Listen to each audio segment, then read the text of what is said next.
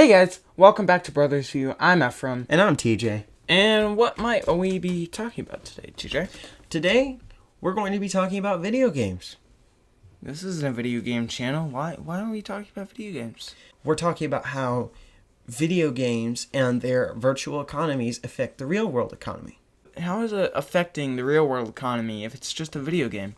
Well, a lot of video games have very strong economies through playing with other friends on these video games, that they have in-game items that are worth real world worth. Some of these in-game economies are so strong that they are stronger than some of the biggest nations today. For instance, in a ranking recently done of the 100 strongest economies, it showed that the game EverQuest had a stronger economy than Russia's economy. Really? Like, a really strong, powerful country has a worse economy than a video game? Yeah. How? Well, just how many players are participating in this economy and working together and just working through it.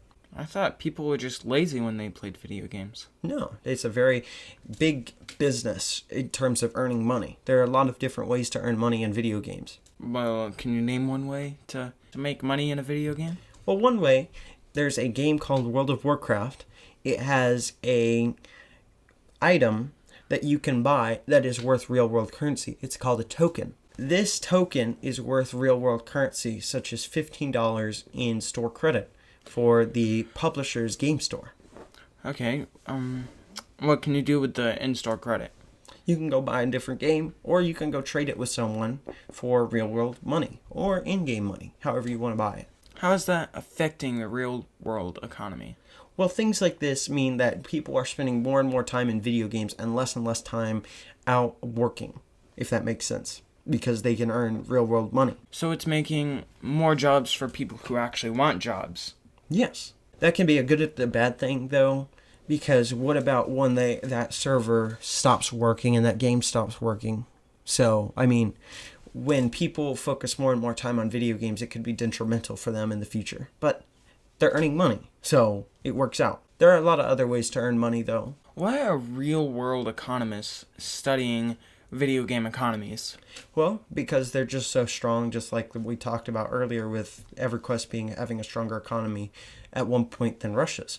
They're just very productive and very working. That it's a good way to model real new economies in the real world. And we're going to see more and more as things move forward that real world economies are going to be affected more and more through, you know what I mean, how we're going to spend more and more time in video games and just working in video games at that point rather than working in the real world. So there's one problem with video game economies, though. Mm-hmm. Video game economies have money just keep being created from completing missions and whatnot. And it just keeps coming into the virtual economy. You would think that would cause inflation, something that can happen sometimes in the real world where money gets printed from the government, a very small amount every year, and there's just a little bit of inflation. You would think that in-game economies just keep going and getting inflated and inflated and inflated. But video game designers and video game programmers have found a way around this that let them get rid of this created money and keep the economy pretty steady and pretty good flowing. They use something called a game sync, which allows them to let the players buy things from the game and get rid of the currency. So they get something, but they get rid of the currency that they can spend in the game.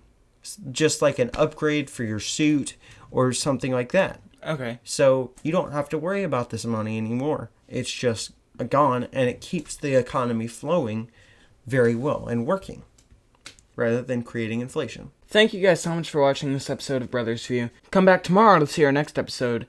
You can subscribe here. You can watch our latest video here. And subscribe to our personal channels above our head. Because I'm Ephraim. And I'm TJ. And we're Brothers View. Goodbye. Thank you guys for watching.